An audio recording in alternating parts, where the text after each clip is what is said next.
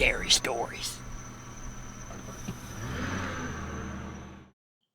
When I was 19, I was a venture scout, sort of like Boy Scouts, only for older kids, and it's gender mixed.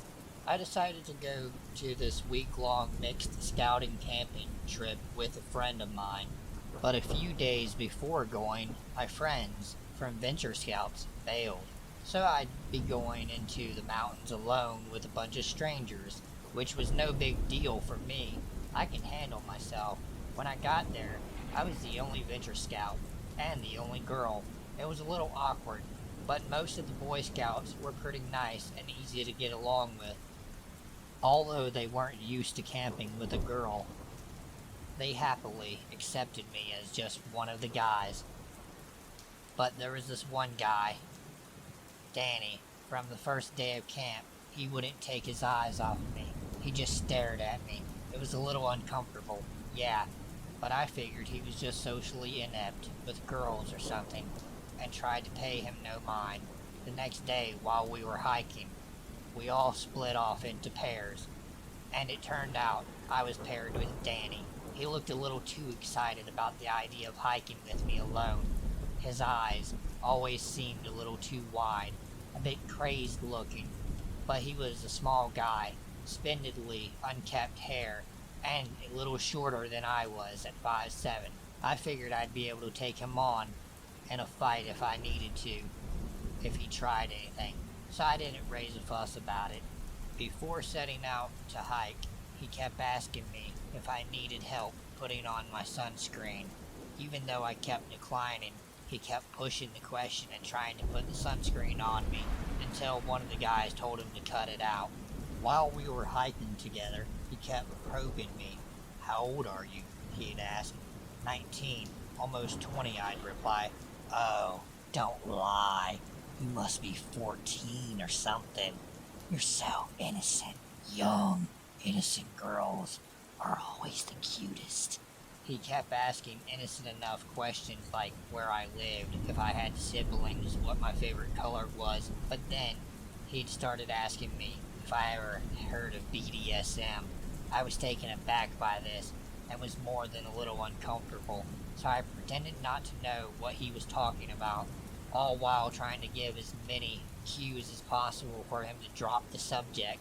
But then he started going on about what BDSM was, about tying girls up, about hitting them and burning them. At this point, I was freaking out a little bit, but keeping my cool.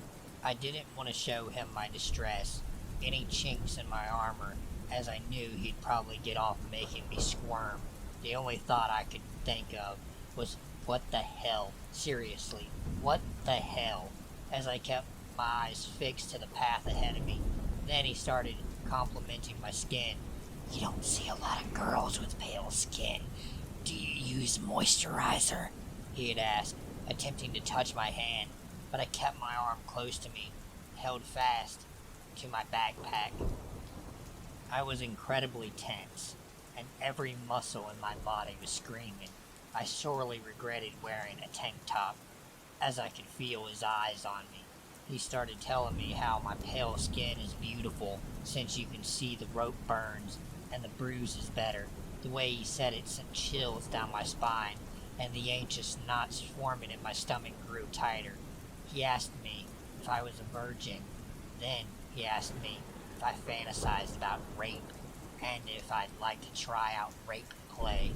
Wide-eyed in disbelief, I turned my gaze away from the dirt path and looked at him. He was smiling, a creepy, childish sort of smile that was just chilling. I kept silent and quickened my pace. He felt too close, far too close. I wanted to run. He could probably see the fear in me at this point. There was no hiding it. But then I saw that another pair of scouts were ahead of us. I ran to them, telling them that the four of us should group up and go together.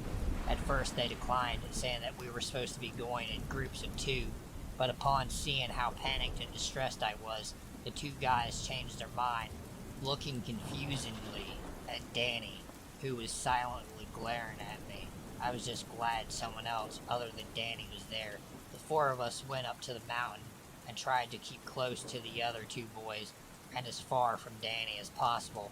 Upon reaching the end of the trail and regrouping with the others, the two Boy Scouts offered to switch partners to descend the mountain path. Danny looked downright upset, angry even. He looked at me as if I had betrayed him or something, but I didn't care if it pissed him off or not. I accepted the offer of switching partners and was able to get back to the camp in relative peace. On the way down, the Boy Scout I was with asked me if Danny was bothering me or something, but I lied and said he wasn't bothering me too much. After all, I was 19. I thought it would be pathetic to get so distressed about some weird 15-year-old kid. I figured that so long as I stuck with the other guys, I'd be fine. But then that night, I was alone in my tent. Everyone else got to sleep in pairs of 2 or 3. But since I was the only girl, I had to be alone in my tent. It's always a little creepy being alone and isolated in the forest, away from everyone else. The scoutmasters insisted my tent be far away from the boys' tents so that they wouldn't bother me. But it only put me in a more vulnerable, isolated position. I sorely wished I'd been closer to the protection of the rest of the group. Late that night, I heard rustling outside. I figured it was just a deer or an elk or something, as it usually was, and went back to sleep. But then I heard my tent opening. Opening my eyes, I peeked through the crack in my sleeping bag to see what it is, and there I saw the white of an eye looking at me, looking through the opening of my small tent. It was Danny, staring at me. I froze, holding my breath. I held my dad's hunting knife close to me, hiding in my sleeping bag, not moving a muscle, staring Danny down, pretending to be asleep, ready to fight at any moment, should he take one step into my tent. But he didn't do anything.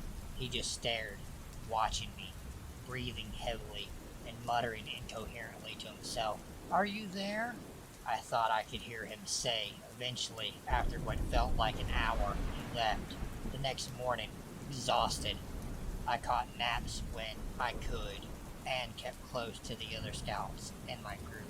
It was difficult to maintain my calm and cool composure. Scout leaders were a little frustrated with me, since it seemed like I wasn't paying much attention to their instructions. But at this point, I didn't much care for it.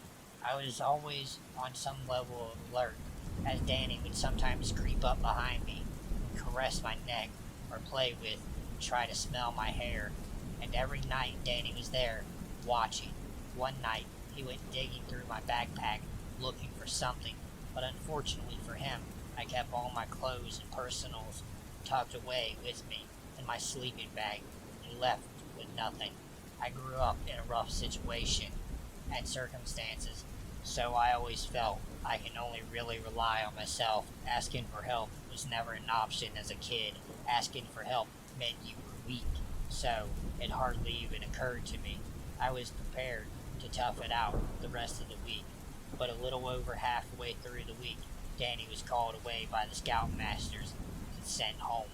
I got the feeling that the Boy Scout that helped me before saw what he was doing and sent in a complaint about him to the staff, as while everyone else was confused and happily saying bye, he just crossed his arms firmly and stared as Danny left.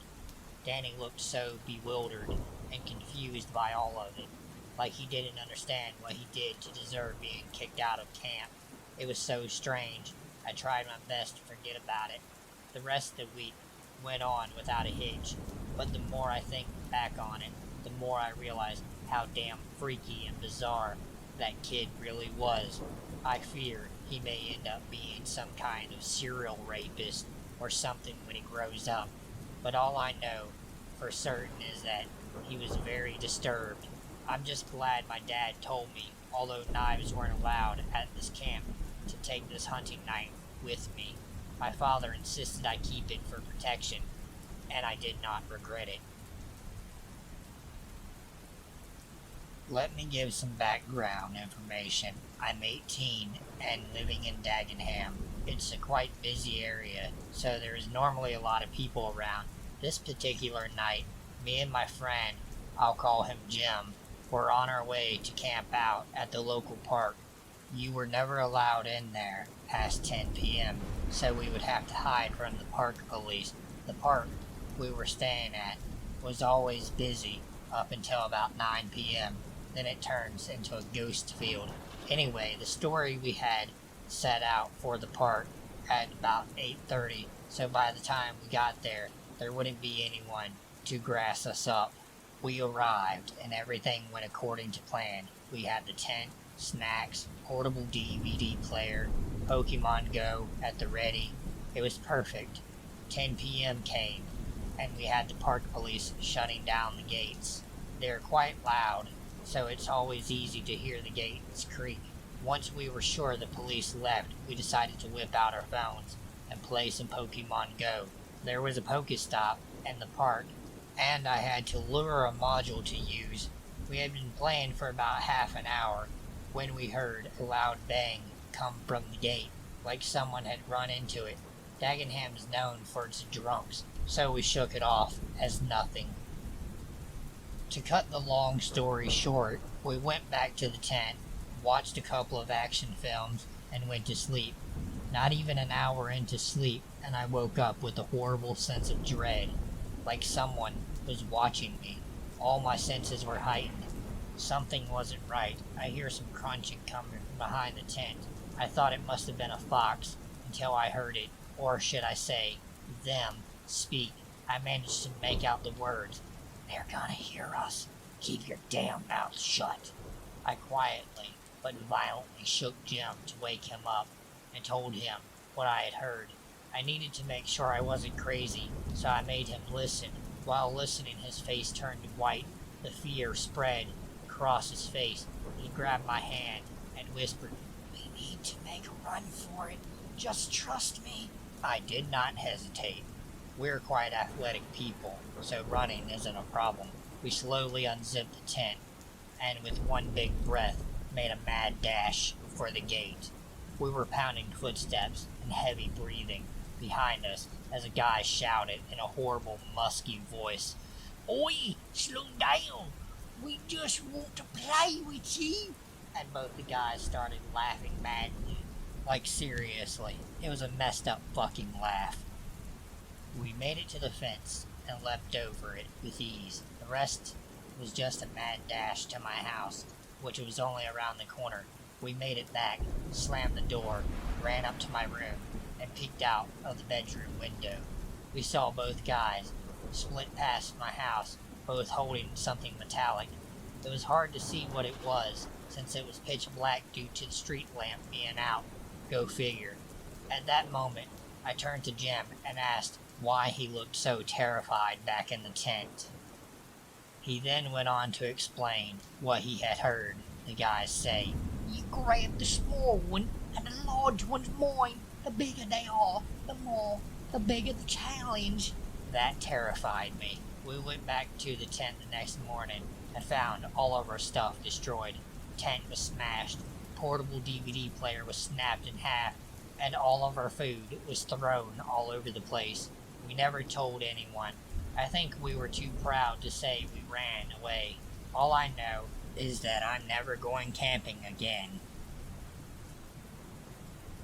So, I'm a 26-year-old male, and I've been planning on a camping trip with my wife and dad a whole year. I wanted everything to be perfect, as we don't get away from town and dive deep into the woods as much as I'd like to. This takes place in the very dense Davy Crockett National Forest in East Texas. Earlier that day, my dad decided to go a little early and pick up a good spot for us to camp. To give a layout of where we camped, there are 2 dirt roads on either side of us and an overlook to the north of us. We camped in the middle between the 2 roads. My wife and I arrived, and my dad met down there around 11 a.m. We set up camp and proceeded to enjoy the day until around dinner time.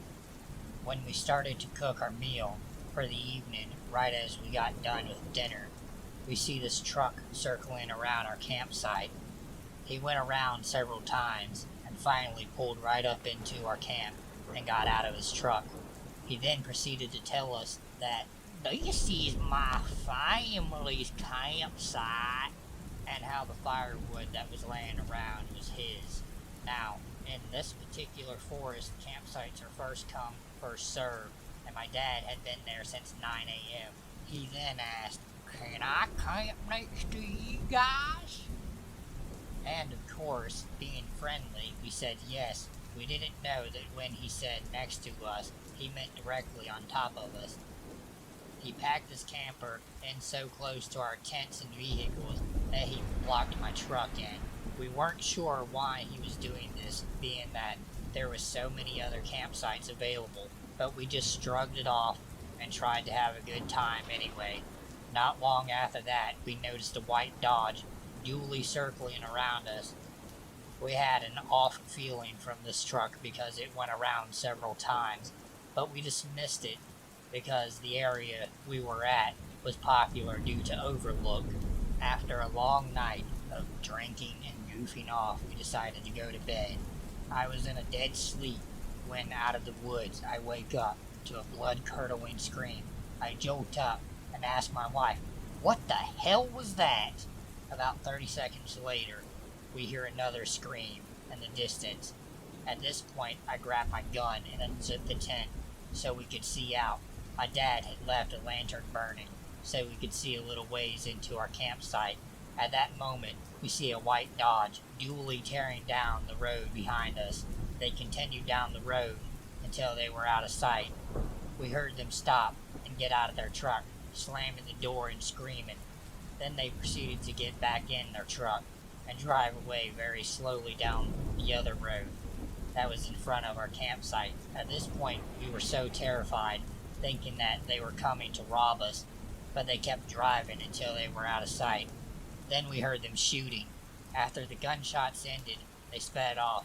At this point, we thought that maybe they were just drunk and acting stupid, so we decided to call the cops. But we didn't have any signal. We just tried to get back to sleep. The next day, we had to make a beer run for my dad. When we made it out of the camping area and hit the main highway, there were police everywhere. They had stopped 2 young boys. We assumed they were the ones who were being troublemakers the night before and continued on our way into town. When we got back to our campsite, the cops were leaving after talking to my dad.